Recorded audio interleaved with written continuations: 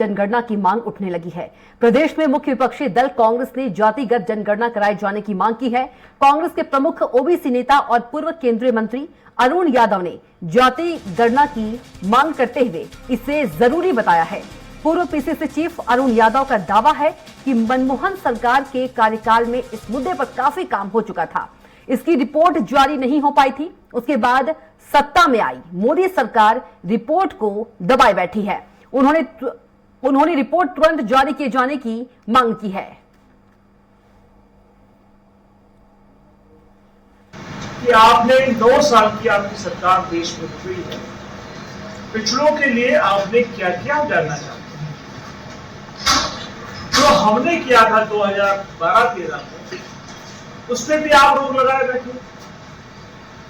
तो मेहरबानी करके जो जातिगत जनगणना की आधारशिला जिसकी शुरुआत माननीय सोनिया गांधी जी, राहुल जी और हमारी सरकार मनमोहन सरकार ने शुरू की थी, उसके आंकड़े रिलीज करने में आपको क्या समस्या है? और इसी खबर पर ज्यादा जानकारी के साथ बातचीत के लिए हमारे साथ भोपाल से स्वराज संवाददाता अतुल शर्मा सीधे जुड़ गए हैं। अतुल, कई राज्यों के बाद मध्य प्रदेश में भी जातिगत जनगणना की जो मांग है उठने लगी है और कांग्रेस जो है वो जनगणना कराए जाने की मांग उठा रही है। क्या कुछ और ज्यादा जानकारी अतुल आपके पास? देखिए, बिल्कुल कविता, जिस तरीके से हम देख रहे हैं कि पिछले दिनों कांग्रेस के राष्ट्रीय अध्यक्ष मल्लिकार्जुन खड़गे ने पीएम को पत्र लिखा और पत्र में ये मांग करी थी कि जातिगत जनगणना जो है वो पूरे देश के अंदर कराई जाए। उसके बाद से तमाम जो कांग्रेस के दूसरे नेता हैं वो भी ये मांग लगातार उठा रहे हैं। आज अरुण यादव ने भी यही बात कही है कि मध्य प्रदेश के अंदर और पूरे देश के अंदर जातिगत जनगणना होना चाहिए, क्योंकि लगभग 2011 के बाद से ये जो है जनगणना नहीं हुई है। हालांकि देखिए, ये बीच में अरुण मनमोहन सरकार का हवाला देते हुए भी नजर आया। उनका ये कहना था कि जातिगत जनगणना की जो शुरुआत थी वो मनमोहन सरकार ने कर दी थी और कई स्थिति तक अंतिम चरणों में ये जनगणना पहुंच चुकी थी, लेकिन उसके बाद जो है स्थितियां रोक दी गई और मोदी सरकार को अब एक बार फिर से शुरू करना चाहिए। देखिए कविता, इस बात को समझना होगा क्योंकि सिर्फ ये मध्य प्रदेश की बात नहीं है, पूरे देश की बात है। क्योंकि 2023 में अगर हम देखें तो मध्य प्रदेश के अंदर विधानसभा चुनाव होना है। इसके साथ में लगे हुए मध्य प्रदेश से लगे हुए जो दूसरे जो प्रदेश है, छत्तीसगढ़ की बात करें, हम राजस्थान की बात करें, तमाम जो दूसरे प्रदेश है वहां पे भी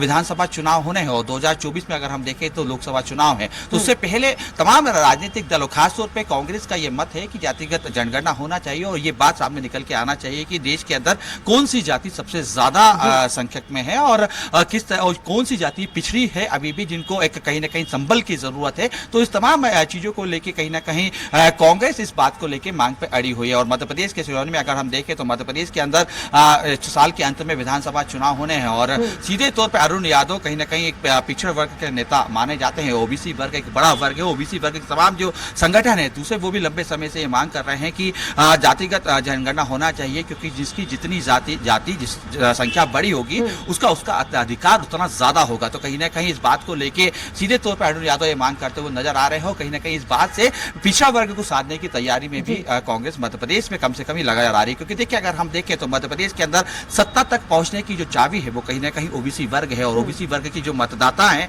वो मध्य प्रदेश में सबसे ज्यादा संख्या में है। और कहीं ना कहीं इस आरक्षित सीट के साथ साथ तमाम जो 120 से ज्यादा ऐसी सीटें हैं जिसमें ओबीसी वर्ग की जो मतदाता हैं जीत हार तय करते हैं। तो ऐसे में ये जातिगत जनगणना की जब मांग हो रही है तो सीधे तौर पर इनको प्रभावित करना और साथ में उनको अपने साथ खेमे में जोड़ना और सीधे तौर पर कांग्रेस की मांग में इन तमाम लोगों को शामिल करने की कोशिश की जा रही है। हालांकि देखिए, इसके बाद हमने देखे मध्य प्रदेश में मल्लिकार्जुन खड़गे की बात करें, कल जिस तरीके से कांग्रेस के उपाध्यक्ष हैं, मीडिया उपाध्यक्ष अब्बास हफीज, उन्होंने भी प्रधानमंत्री नरेंद्र मोदी को पत्र लिखा और जनगणना की बात, जातिगत जनगणना की बात करी। आज अरुण यादव सीधे तौर पर इस बात को दोहराते हुए नजर आ रहे हैं। हालांकि तमाम दूसरे प्रदेशों में अगर हम देखें तो छत्तीसगढ़ से भी ये मांग उठ चुकी है, राजस्थान से भी मांग उठ चुकी है, दिल्ली के तमाम दूसरे जो नेता हैं वो भी लगातार इस बात की मांग कर रहे हैं। तो कहीं ना कुल मिला के कह सकते हैं कांग्रेस का सीधा फोकस इस समय कहीं ना कहीं जातिगत समीकरण को बिठाने पे है और सीधे तौर पे वो जाति जो कहीं ना कहीं जीत और हार तय करती है राजनीतिक दलों का, सियासी दलों का, उनको साधने की कोशिश की जा रही है। बहरहाल लेकिन देखिए, केंद्र सरकार से तरफ से अभी तक इस तरह की कोई भी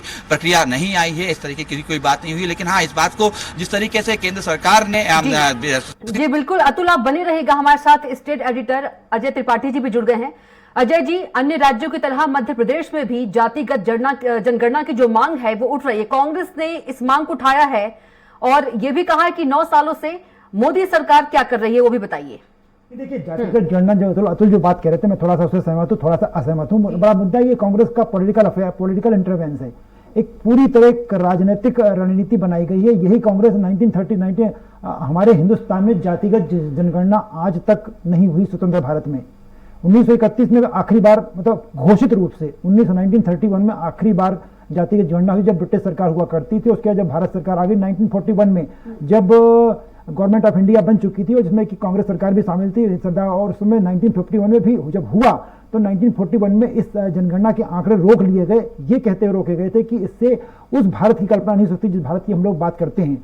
उसके बाद जब वहां पर स्वतंत्र भारत में सरकार बन गई, 1947 में हमारी सरकार बन गई और सरदार पटेल जो कांग्रेस के लीडर हुआ करते थे वो गृह मंत्री बने। 1951 में इसकी मांग उठी थी, लेकिन 1951 में उन्होंने साफ इनकार कर दिया था और ये कहा था कि जातिगत जनगणना का जिस तरह आंकड़ा आता है वो आंकड़े भारत का नुकसान करेंगे। उसके बाद अब जो आज अरुण यादव जी ने बात की है या बाकी कांग्रेस के लोग बात कर रहे हैं कि मनमोहन सरकार में, यूपीए की सरकार में काम हुआ था 2010 में, ये असल में उस समय यूपीए की सरकार हुआ करती थी कविता, उसमें बड़ा प्रेशर था सरकार के ऊपर। लालू यादव का बड़ा प्रेशर था, बड़े बड़े सहयोगी हुआ करते थे। शरद पवार जी का बड़ा प्रेशर था, वो बड़े सहयोगी हुआ करते थे। मुलायम सिंह यादव का पार्टी के बड़े सहयोगी थे। उनके दबाव में असल में कांग्रेस की अपनी डिमांड नहीं हुआ करती थी। और उसमें भी महत्वपूर्ण मांग आपको समझनी पड़ेगी कि गोपीनाथ मुंडे जो बीजेपी के नेता थे, उन्होंने हाउस में मुद्दा उठाया था। बीजेपी ने यह मांग की थी असल में, और इस मांग के साथ बीजेपी की इस मांग के साथ हाउस में बीजेपी ने मांग की थी लोकसभा में, और उसके सरकार पर प्रेशर पड़ा चूंकि लालू यादव, शरद पवार, मुलायम सिंह ये बड़े नेता थे और चूंकि बड़े कंट्रीब्यूटर थे सरकार के, इनका प्रेशर था, इसलिए सरकार ने। लेकिन उसके बाद सरकार ने नया गेम खेला, कांग्रेस सरकार ने, यूपीए सरकार ने। आज अरुण यादव भले वो बात कर रहे हैं, पर आपकी सरकार ने क्यों रोक लिया उसको?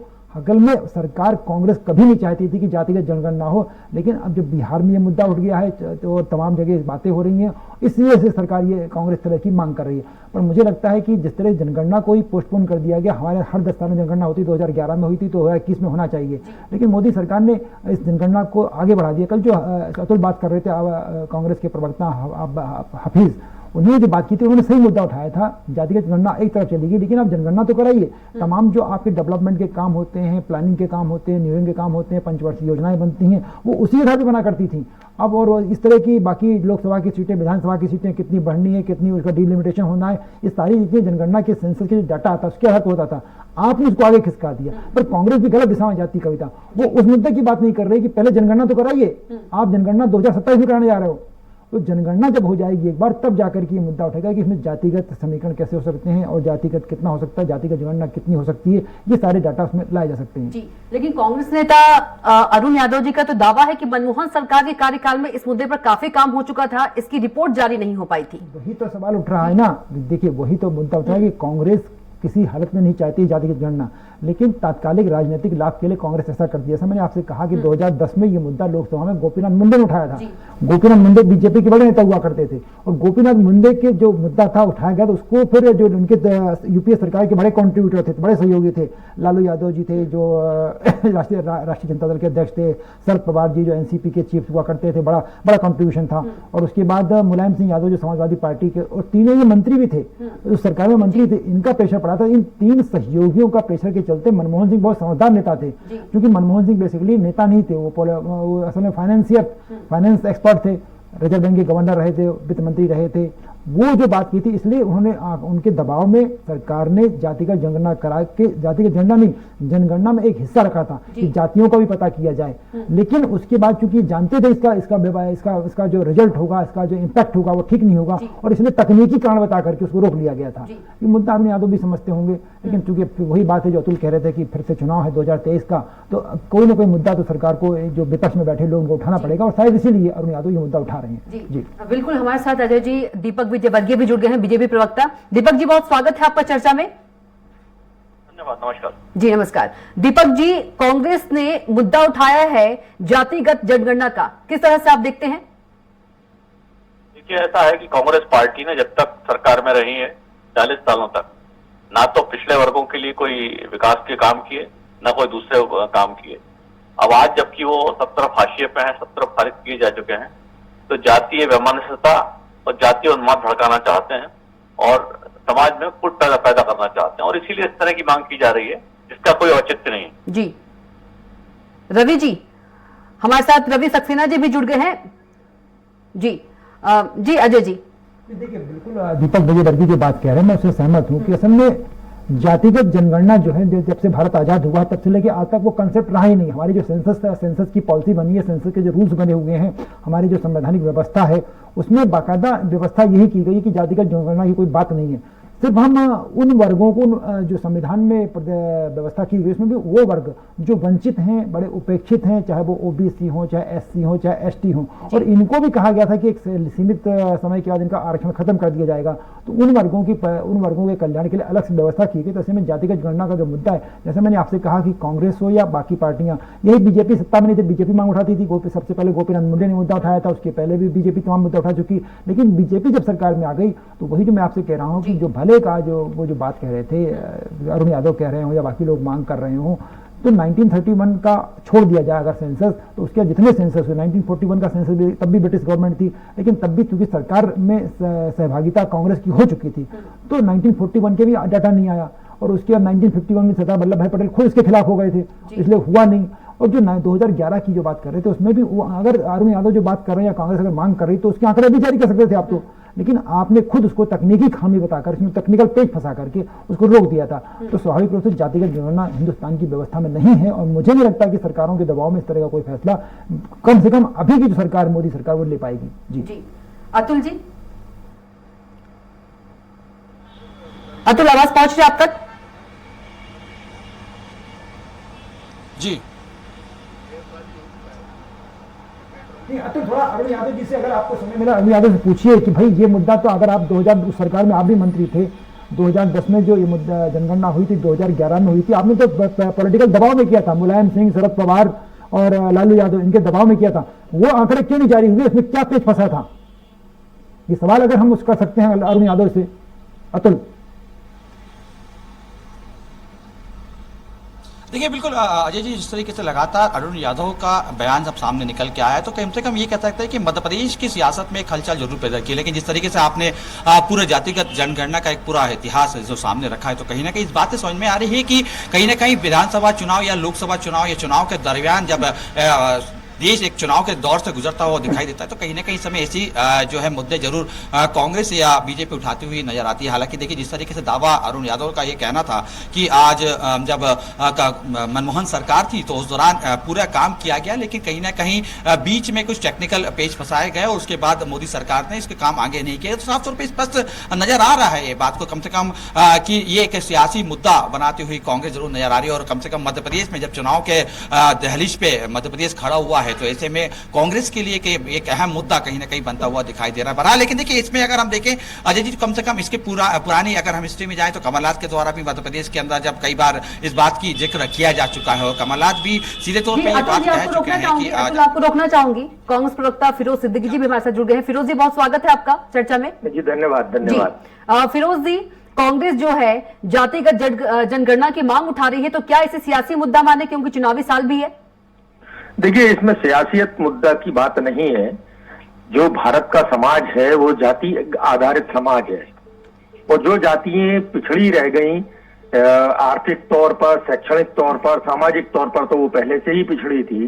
तो अब वो जातियां मांग करती हैं कि उनको भी जो है बराबरी का हक मिले। तो ये सही बात है कि अगर 70-80% लोग जो है, जो कि 60-65% लोग जो रह गए हैं, वो जातिगत जनगणना होगी तो ये एक एक चीज सामने आ जाएगी कि कौन सी जाति सबसे ज्यादा पिछड़ी है, कौन सी जाति के पास भूमि नहीं है, कौन सी जाति के पास रोजगार नहीं है, ये सारी चीजें सामने आ जाएंगी। तो ये आज वक्त की मांग है और इस वक्त की मांग के अनुरूप ही जो है कांग्रेस मांग कर रही है। हमारे नेता माननीय राहुल गांधी जी ने भी इसकी मांग की है। फिरोज जी, मेरा एक सवाल, छोटा सा सवाल आपसे है। फिरोज भाई, सवाल मेरा सिर्फ ये है कि आप भारत की सामाजिक व्यवस्था के अनुसार देश को चलाना चाहते हैं, भारत की संवैधानिक व्यवस्था के अनुसार देश को चलाना चाहते हैं?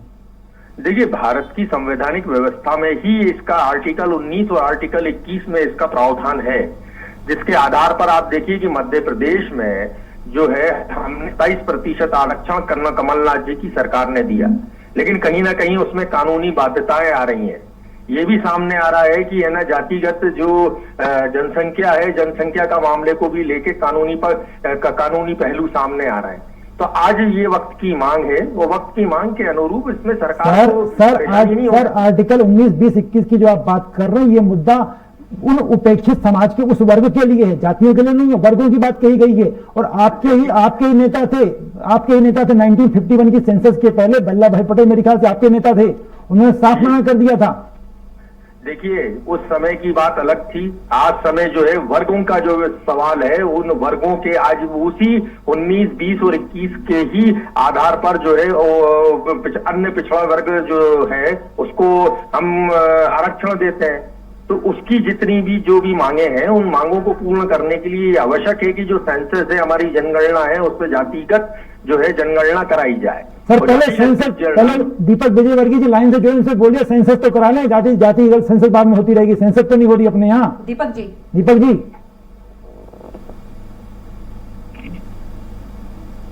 जी आवाज पहुंच पा रही है आप तक? लगता है संपर्क टूट गया है। फिरोज जी से सवाल पूछ लेते। फिरोज जी, आप पहले जनगणना तो हो, इसका मुद्दा तो तेजी से उठाइए आप लोग। देखिए, जनगणना का तो हम उठा ही रहे। आप देखिए कि कांग्रेस का ऑफिशियल स्टेटमेंट है कि कम से कम आप है ना जनगणना जो है वो कराइए। 2021 की कोविड की वजह से जो भी रुक गई हो, लेकिन अब आप जनगणना कराइए। लेकिन सरकार की मंशा ये है कि वो 2024 के बाद जनगणना कराएगी। 2027 में कराएंगे वो तो जी, 2027 प्लान कर रहे हैं वो तो। हाँ, तो वो यही गलत है ना कि जनगणना जो है वो होना चाहिए। तो हम तो दोनों चीजों की मांग साथ साथ कर रहे हैं कि जातिगत जनगणना की बात कर रहे हैं हम। तो जनगणना तो हम साथ में चाहते ही हैं। जब जातिगत किसी चीज की हम क्लासिफिकेशन करके जनगणना को चाह रहे हैं, या आपको लग रहा है कि बिहार में ये मांग उठी तो फायदा मिल गया वहां पर उन लोगों को? देखिए, फायदे का सवाल नहीं है, फायदा और नुकसान का सवाल नहीं है। अगर कुछ जातियां जो हैं, लोग हैं, लोकतंत्र की छतरी के नीचे सबको एक बराबर एक साथ रखना पड़ेगा, तभी भारत का लोकतंत्र जो है वो फलीभूत होगा। कोई भी समाज अगर उपेक्षित या अपेक्षित रह जाता है तो उसका असर जो है भारत के लोकतंत्र पर भी आता है। और भारत में समान अधिकार, समान न्याय का जो सिद्धांत है, उस सिद्धांत को लागू किया जाना चाहिए। जो वाकई पिछड़ा हुआ है उसको न्याय देना चाहिए। जी, फिरोज जी, हमारे साथ दीपक विजयवर्गीय भी जुड़ गए हैं। स्पष्ट करे कि वो कराएगी जातिगत जनगणना या नहीं कराएगी, हाँ या ना में जवाब भारतीय जनता पार्टी से चाहिए। दीपक जी, आपने सुना फिरोज जी का सवाल? हाँ, बोलिए। जातिगत जनगणना कराएंगे कि नहीं कराएंगे, कांग्रेस का सवाल है। देखिए, अब ये तो भारत सरकार घोषित करेगी। जी, हमारे साथ क्या स्टैंड है आपकी? नहीं, हमारा स्टैंड यही है कि जवाहरलाल नेहरू भी पर्याप्त बुद्धिमान आदमी थे, खाली राहुल गांधी के पास अकल नहीं है। इंदिरा गांधी जी के पास भी समझ थी, राजीव गांधी जी के पास भी समझ थी, नरसिम्हा राव जी के पास भी समझ थी। इस देश में जातीय विद्वेष जो लोग घोलना चाहते हैं वो इस तरह की मांग कर रहे हैं।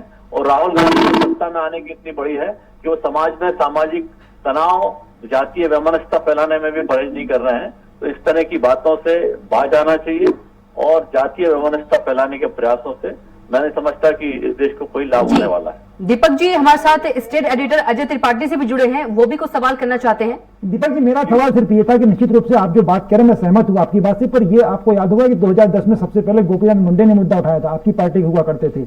उसके बाद ही मनमोहन सरकार ने इस विषय पर काम किया था। पर सवाल ये है कि आप कम से कम जनगणना तो कराइए, आपकी सरकार तो जनगणना कराने को भी तैयार नहीं है। देखिए, ऐसा है कि आधार पर जनगणना की मैं नहीं समझता कि पार्टी ने कभी कोई मांग की है।